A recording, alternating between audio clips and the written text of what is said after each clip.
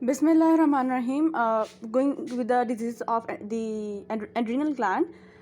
Adrenal gland has three regions in the cortex and one medulla. Medulla क्या secrete करता है epinephrine और epinephrine autonomic sympathetic system जो है वो कंट्रोल करती है. जो थ्री पार्ट्स हैं ना उसके कॉर्टेक्स के, इसमें एक जोन है glomerulosa, fasciculata, reticularis. Reticularis androgen secrete करती है और फेसिकुलेटा कॉर्टिकोस्टेरॉइड्स वगैरह इस तरह रिलीज करते हैं. They are under the control of ACTH. जो जोन ग्लोमेरुलोसा है ना वो मिनरलोकॉर्टिकॉइड सिक्रीट करती है under the influence of the hormones aldosterone और या एल्डोस्टेरॉन, जिसको आगे से एंजियोटेंसिन 2 या पोटेशियम जो है वो लेवल कंट्रोल करते हैं. अगर ये ग्लैंड बहुत ज़्यादा हाइपर, जो कॉर्टेक्स है इसका बहुत ज़्यादा हाइपर फंक्शन करने लग जाए, इसका मेजर जो है जो ना फेसिकुलेटा बहुत ज़्यादा हाइपर फंक्शन करने लग जाए तो उसे कहते हैं कुशिंग सिंड्रोम.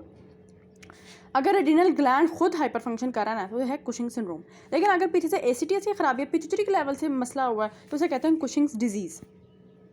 ठीक, इसमें क्या होना है, इसमें सारे ग्लूकोकॉर्टिकॉइड बहुत ज़्यादा होंगे.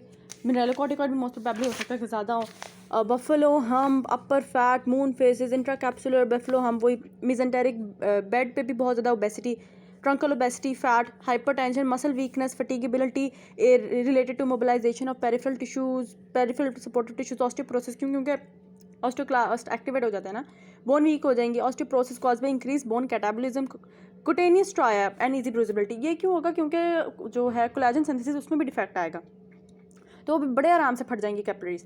Cutaneous striae, purple abdominal striae होते हैं. Women would have acne, hirsutism, oligomenorrhoea and amenorrhoea. क्यों? क्योंकि कॉर्टेक्स के हार्मोन ज़्यादा हुए तो उसमें एंड्रोजन्स भी तो थे तो वो भी ज़्यादा हुए हैं. There is irritability, emotional irritability, irritability और emotional lability to severe depression और कन्फ्यूजन भी हो सकती है. और ग्लूकोज इंटॉलरेंस ऑब्वियसली होगी. मिनरलोकॉर्टिकॉइड्स में क्या इफेक्ट हो सकता है कि अगर मिनरलोकॉर्टिकॉइड बहुत ज़्यादा सिक्रीट हो रहे हैं तो इट विल लीड टू, मतलब सोडियम रिटेन हो जाएगा, हाइपरनेट्रीनीमिया एंड हाइपोकलीमिया अलॉन्ग विद पोटेशियम. अकेला नहीं जाने वाला. अगर एड्रिनल ग्लैंड पोटेशियम को निकालेगा ना तो पोटेशियम हाइड्रोजन के साथ जाएगा. That will cause alkalemia, sorry alkalemia कह रही हूँ, alkalosis. Hypokalemia would lead to alkalosis. How would you diagnose? सबसे पहला जो इसका टेस्ट है ना वो है overnight dexamethasone suppression test. Screen कर सकते हैं, इट्स नॉट कंफर्मेटरी. क्यों? क्योंकि इसमें बहुत ज़्यादा एरर्स हैं. आप देंगे mid overnight 1 milligram of dexamethasone, normally क्या होगा ACTH लेवल्स सप्रेस हो जाएंगे डेक्सामेथासोन देने से, लेकिन यहाँ पे इस पेशेंट में नहीं होंगे. ठीक, लेकिन ये फॉल्सली अब नॉर्मल पॉजिटिव रिजल्ट्स भी आ सकते हैं. और फॉल्सली पॉजिटिव मतलब अगर कोई पेशेंट स्ट्रेस में है, कोई इन्फेक्शन वगैरह इस तरह की कंडीशन है, या प्रोबेबली कोई ऐसी मेडिसिन ले रहा है जैसे फेनेटोइन, रिफैम्पिसिन, जो कि डेक्सामेथासोन को मेटाबोलाइज जल्दी कर दे, प्रॉपर असर ही ना होने दें, उसका ACTH पे असर ही ना होने दें अभी, या फिर स्ट्रेस की वजह से वैसे ही ग्लूकोकॉर्टिकॉइड ज़्यादा रिलीज हो रहे हैं तो it can get false positive results. ठीक, फिर दूसरा है कि हम यहाँ पर ओवरनाइट जो है overnight 24 hours urine free cortisol level check करें, which is more accurate and gold standard for confirming और एक्सक्लूडिंग कुशिंग सिंड्रोम. थर्ड जो स्क्रीनिंग टेस्ट है वो है midnight salivary cortisol. Midnight cortisol क्या होता है? नॉर्मली लोएस्ट होता है लेकिन कुशिंग के पेशेंट में वो एलिवेटेड होगा. फिर उस पेशेंट में हम लोग बाकी देखेंगे कि अगर ACTH लेवल लो है, अगर तो ACTH लेवल मतलब उस पीछे से ही मसला, पिट्यूटरी से मसला है, ACTH लेवल ज़्यादा है तो फिर ऑब्वियसली पिट्यूटरी को ही ट्रीट करेंगे. पिट्यूटरी के लेवल पे ही सारी वो देखेंगे, ACTH को वो डायग्नोसिस में ACTH के को टेस्ट करवाएंगे. लेकिन अगर ग्लैंड का मसला है तो फिर हम ये देख सकते हैं कि if it is ACTH is low तो फिर हम लोग उसको आगे फर्दर इस तरह इवेलुएट करेंगे कि CT स्कैन या MRI कराएँ. यहाँ अगर एक टॉपिक है, हमें तो ये भी नहीं पता, एक टॉपिक भी तो हो सकता है किसी पैरानियोप्लास्टिक सिंड्रोम में, जैसे हमने पढ़ा था स्मॉल सेल कार्सिनोमा या रीनल सेल कार्सिनोमा, उनके कैंसर्स में भी ACTH बहुत ज़्यादा प्रोड्यूस होता है. तो अगर मे बी अगर ACTH ही है जो ज़्यादा है तो वो कहाँ से आ रहा है? तो दोनों केसेस में if the ACTH level they are low तो precise etiology is confirm by CT scan, और अगर ACTH level they are high तो भी प्रिसाइज एटियोलॉजी MRI कराएंगे पिट्यूटरी का कि एडिनोमा तो नहीं है, and CT scan for the chest के यहाँ कोई टॉपिक रिलीज हो रहा है, पैरानियोप्लास्टिक सिंड्रोम तो नहीं है, एक टॉपिक फोकाई बना हुआ.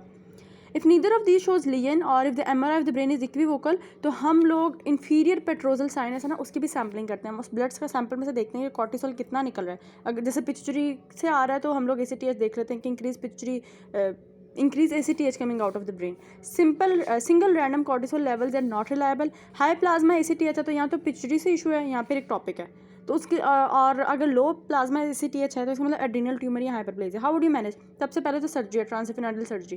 दूसरा फिर treatment is drugs, that is ketoconazole या मिटारापॉन. कुशिंग के बाद आ जाए कॉन सिंड्रोम। अगर मिनरलोकॉर्टिकॉइड का जो पोर्शन है वो बहुत ज़्यादा हाइपर फंक्शन करने लग जाए तो इसे हाइपर अल्डोस्टेरोनिज्म कहते हैं, कॉन सिंड्रोम कहते हैं। इसमें क्या होगा, हाइपर अल्डोस्टेरोनिज्म में सोडियम बहुत ज़्यादा रिअब्जॉर्ब होगा, वही वाली बात, और पोटेशियम एक्सक्रीट आउट, पोटेशियम अकेला नहीं जाएगा, हाइड्रोजन को साथ लेकर जाएगा। इट कैन बी प्राइमरी, जिसमें excessive aldosterone production is with in the adrenal gland. It can be secondary, के बाहर से कुछ स्टिमुलस आया, एड्रीनल एक्स्ट्रा एड्रीनल सिग्नल्स आए। Most commonly it's because of most commonly primary it's because of adenoma 70%, and bilateral hyperplasia accounts for 20 to 30%. Excessive black licorice injection, it may mimic this effect. So licorice has aldosterone like qualities. What are the clinical features? Hypertension, low potassium levels, और लो potassium, हाँ वो इसको भी excrete करेगी hydrogen को, तो it will make a scenario of metabolic alkalosis, muscle weakness, polyuria, polydipsia और increase hydrogen excretion. अब इसमें एक और बात है कि एडीमा यहाँ पे होना अनकॉमन है, क्योंकि प्राइमरी हाइपर एल्डोस्टेरोनिज्म में sodium it will be release in urine, store तो होना नहीं, तो एडीमा यहाँ पे अनकॉमन है। How would you diagnose hyperaldosteronism का? Aldosterone concentration would be raised, renin would be raised. Aldosterone renin concentration की जो रेशियो है वो पॉजिटिव आएगी, अच्छी खासी, एल्डोस्टेरोन टू रेनिन रेशियो अच्छी खासी 20:1 है। तो how would you manage adrenal adenomas? Adenomas है तो they would be surgically remove, नहीं तो मेडिसिन देंगे, एप्लिरिनॉन या एमिलोराइड इस तरह की ड्रग्स देते हैं, या स्पाइरोलेक्टोन से ट्रीट करेंगे ताकि ब्लॉक किया जाए एल्डोस्टेरोन को। बार्टर सिंड्रोम है एक, जिसमें it is exception of secondary hyper aldosteronism without oedema और हाइपरटेंशन। बार्टर सिंड्रोम में क्या होता है, there is a defect in the loop of Henle, जहाँ सोडियम पोटेशियम 2 क्लोराइड ट्रांसपोर्टर है ना, वहाँ डिफेक्ट आता है, वो सोडियम और क्लोराइड को अब्जॉर्ब नहीं कर पाता है, which it loop of Henle में डिफेक्ट ये है in which it loses sodium and chloride, तो this is like furosemide secreting tumour kind of बन जाता है। इसमें भी क्या होगा, सोडियम और क्लोराइड नहीं सेव कर पा रहे तो स्वीयर हाइपोक्लेमिक अल्कलोसिस होनी है। सोडियम पोटेशियम 2 क्लोराइड का चैनल काम नहीं कर रहा तो सब ने बाहर जाएगा, पोटेशियम सोडियम क्लोराइड, और पोटेशियम अकेला नहीं जाता, हाइड्रोजन को लेकर जाता है, तो यहाँ भी हाइपोक्लेमिक अल्कलोसिस होगी। फिर आज पढ़ते हैं हम लोग नेक्स्ट चीज़ पे, congenital adrenal hyperplasia on dependent alpha hydroxylase की डेफिशिएंसी की वजह से यहाँ पे स्टेरॉइड्स हार्मोन बहुत ज़्यादा, स्टेरॉइड्स नहीं वो सेक्स हार्मोन बहुत ज़्यादा बनेंगे। Hyper functioning of the gland is very important, क्योंकि इसमें प्रॉफ 2020 UHS का भी पेपर में आया हुआ क्वेश्चन और कई के पेपर में भी आया हुआ क्वेश्चन। 40 years old फीमेल, ये फीवर के साथ प्रेजेंट करती है और easy fatigability for the last 4 years. She also complain of decrease appetite, significant loss of weight, constant nausea over past 16 months. उसका पहले कलर फेयर था, अब डार्कर हो रहा है, क्यों? क्योंकि मेलानोसाइट स्टिमुलेटिंग हार्मोन जो है वो बहुत ज़्यादा रिलीज हो रहा है, वो POMC को भी ट्रिगर कर रहा है और इसकी स्किन डार्कर हुई जा रही है। Sparing the hands and feet, her family history is insignificant, temperature 99, pulse 88, BP 85/50, respiratory rate 22, dark brown pigmentation is present all over the body, especially over the elbows and skin creases. Test clinical examination इतनी खास नहीं है। Diagnosis पूछिए, investigation और steps of management. इस तरह कई में 2020 में 43-year-old woman present with fatigue, weakness, weight loss, vomiting, loss of appetite for the last few months. She has noted that her skin is darker than before. She has had several episodes of hypoglycemia during this time. Our examination is remarkable for postal drop and pigmentation, जो अच्छी खासी वो बता रही है कि उसकी skin dark हुई है। पोटेशियम इज़ 5.8, अभी गौर से देखें, पोटेशियम 5.8 है, 5.5 नॉर्मल है तो 5.8 की तरफ जा रही है, ठीक। सोडियम इज़ 129, नॉर्मल कितना 135 to 145, sodium is 129। The most likely diagnosis, investigation and how to treat and counsel the patient. अब यहाँ देखें, एड्रीनल इंसफिशेंसी हुई है, जहाँ से मिनरलोकॉर्टिकॉइड्स रिलीज़ होने थे ना, मिनरलोकॉर्टिकॉइड सारे कॉर्टिकॉइड्स जो हैं वो कम डिक्रीज़ हुए हैं। Adrenal insufficiency can be divided into primary, जिसमें एडिसन्स डिजीज़ आती है कि ग्लैंड का मसला, या फिर secondary in collaboration with ACTS, या कि पिचुटरी की तरफ से या जो पीछे से सिग्नल आ रही थी उसकी वजह से मसला है, या फिर किसी इन्फेक्शन की वजह से, जैसे एड्रीनल क्राइसिस कहते हैं, इन्फेक्शन की वजह से भी हो सकता है। जैसे वाटर हाउस फ्रेडरिक्सन सिंड्रोम है, मेनिंजोकोकल नेसरियम मेनिंजाइटिस की वजह से, TB, fungal, auto immune destruction हो गए, कैंसरस वो मेट्स आ गए, उसकी वजह से भी, cytotoxic drugs, enzyme inhibitor, CAH की वजह से भी एड्रीनल इंसफिशिएंसी हो सकती है। How what will be the clinical finding? Same to same जो क्वेश्चन पेपर में थी। Weakness, paraesthesia, cramping, intolerance to stress, personality changes में irritability, restlessness, chronic disease characterise by small heart, weight loss, sparse axillary hair, hyperpigmentation of the skin. It can occur and appear as diffuse brown, tan और bronze darkening of both expose and unexpose body parts, लेकिन ज़्यादातर उसने कहा है कि expose को छोड़ के, फीट एंड हैंड को छोड़ के क्वेश्चन में था।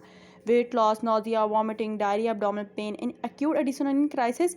अब यहाँ पे देखें, एडिसोनिन क्राइसिस में there is fever and hypotension. जैसे यूएचएस के पास पेपर में उसको फीवर था, तो एडिसोनियन क्राइसिस की तरफ से ज़्यादा जा सकता है। The diagnosis of Edison's disease is made. अब एक चीज़ और बात, एडिसन्स डिजीज़ में सोडियम जो है वो अब्जॉर्ब नहीं हो रहा। अब क्या सेव होगा यहाँ पे? पोटेशियम सेव होगा और हाइड्रोजन सेव होगा।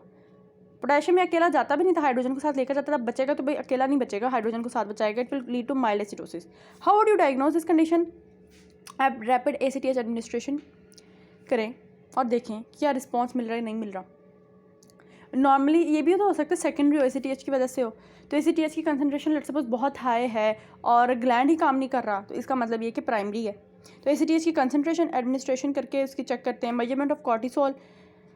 इसके अलावा एडिसन्स में एक और चीज़ चेक करते हैं, WBCs में आपको मिलेगा न्यूट्रोपीनिया।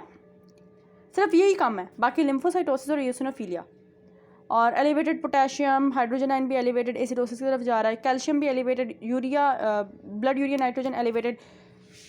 सोडियम इज़ लो, जैसे 129 था, सोडियम इज़ लो। और हाइपोग्लाइसीमिया, इसमें एक और चीज़ है, जैसे हाइपोग्लाइसीमिया क्यों? क्योंकि पूरी एड्रीनल कम हो रही है ना, एड्रीनल हार्मोन सारे कम हुए हैं, तो हाइपोग्लाइसीमिया इसमें मिलना है। And morning plasma cortisol will be also low. Definitive diagnosis तब बनेगा जैसे कोसाइनोट्रोपिन या ACTH स्टिमुलेशन टेस्ट है। जैसे मैंने बताया कि कॉर्टिसोल लेवल चेक करते हैं पहले ACTH देने से पहले और ACTH देने के बाद। नॉर्मल पर्सन में ACTH देने से ब्रिस्क राइज होता है, लेकिन इसमें नहीं होगा। और जो प्राइमरी इंसफिशेंसी है, प्राइमरी जैसे है रीनल इंसफिशेंसी, तो इसमें there will be hyper pigmentation, electrolyte abnormalities and hypotension. Secondary में नहीं होगी इस तरह की। हाउ वुड यू मैनेज?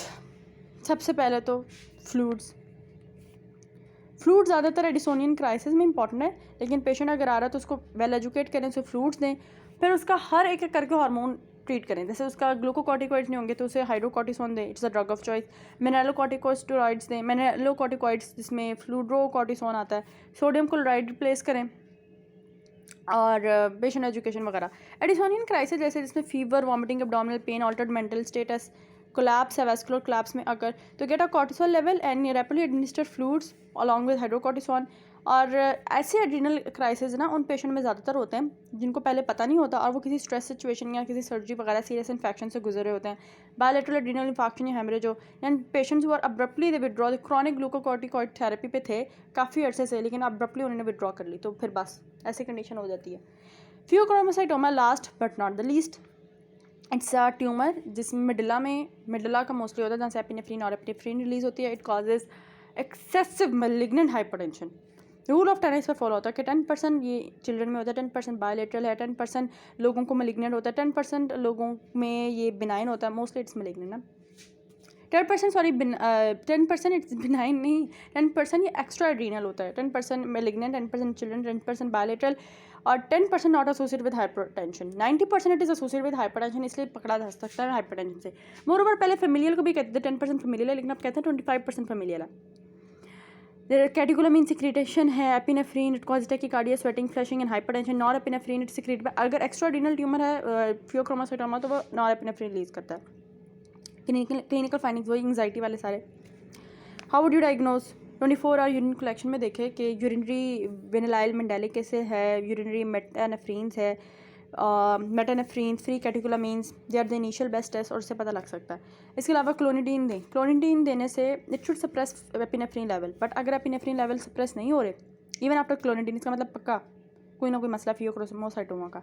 इस ट्यूमर को कैसे कंफर्म करना है? CT स्कैन, MRI से दे कर सकते हैं।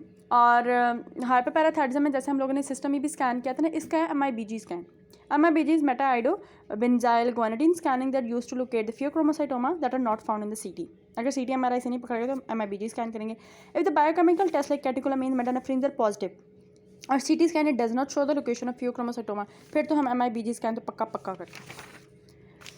और इसमें डिफरेंशियल डायग्नोसिस में factitious crisis, anxiety attacks, essential hypertension, intracranial lesions या ऑटोनोमिक एपिलेप्सी भी हो सकती है इसकी डिफरेंशियल डायग्नोसिस में। How would you manage? Simple, hypertension उसको कंट्रोल करना है। अल्फा एड्रेनर्जिक ब्लॉकेट दो, फिनटोलामीन या फिनॉक्सीबेंजामीन, क्योंकि एपिनेफ्रिन ने या अल्फा जो एगनिस्ट है उन्होंने वेस्कुलेचर को पकड़ा होगा, अच्छा खासा वेजो कंस्ट्रक्ट कराएगा, तो अब ये वेजो डायलेट हो जाएंगे। बीटा ब्लॉकर्स पेरिफेरल सिम्टम्स को इफेक्ट को ठीक करने के लिए आफ्टर अल्फा ब्लॉकेट देते हैं। Non cardiovascular beta blocker like propranolol nadolol देते हैं, या फिर आप दोनों नॉन सेलेक्टिव दे देना, अल्फा बीटा जो non selective labetalol. They are also associated with paradoxal, have been associated with paradoxal episodes of hypertension thought to be secondary to incomplete alpha blockade. अगर कोई इमरजेंसी में पेशेंट आ रहा है तो फिर IV फिनटोलामीन देनी है, rapid acting alpha adrenergic antagonist use for controlling blood pressure. The disease of the testis और हाइपोगोनाडिज्म, यही कि अगर सेक्स हार्मोन्स कम हो तो यहाँ तो प्राइमरी हो सकते हैं कि पीछे से गोनाडोट्रोफिन जो LH है FSH है वो गोनाडोट्रोफिन हार्मोन्स पीछे से ठीक आ रहे हैं, बट टेस्टिस स्मॉल हैं या क्लाइनफील्ड सिंड्रोम का मसला है, माम्स TB लेप्रोसी की वजह से रेडिएशन या कैस्ट्रेशन एड्रोजेनिक कैस्ट्रेशन या एक्सीडेंटल कैस्ट्रेशन हुई है। सेकेंडरी ये है कि गोनाडोट्रोफिन हार्मोन्स ही कम है, टेस्टिस वगैरह सारे नॉर्मल थे, जैसे इन कैलामैन सिंड्रोम के, जैसे कैलामैन सिंड्रोम में हाइपोगोनाडोट्रोफिक हाइपोगोनाडिज्म होता है और उसमें सेंस ऑफ स्मेल भी गायब होती है। क्लाइनफील्ड सिंड्रोम का हमें पता है कि 47XXY, उसमें गायनेकोमेस्टिया मोस्ट कॉमन। ऐसे क्लाइनफील्ड सिंड्रोम में जाने में तो 20% increase risk of breast cancer और मेंटल रिटार्डेशन वगैरह के सिम्टम्स आएंगे इनमें। There is sterility, lack of libido, testes are small and thin, तो इनमें भी हाइपोगोनाडिक फीचर्स होते हैं। Treatment is testosterone replacement to like, चूँकि हाइपोगोनाडोट्रोफिक होते हैं तो टेस्टोस्टेरोन रिप्लेस कर सकते हैं। That's all about the remaining endocrinology. जज़ाकल्लाह खैर।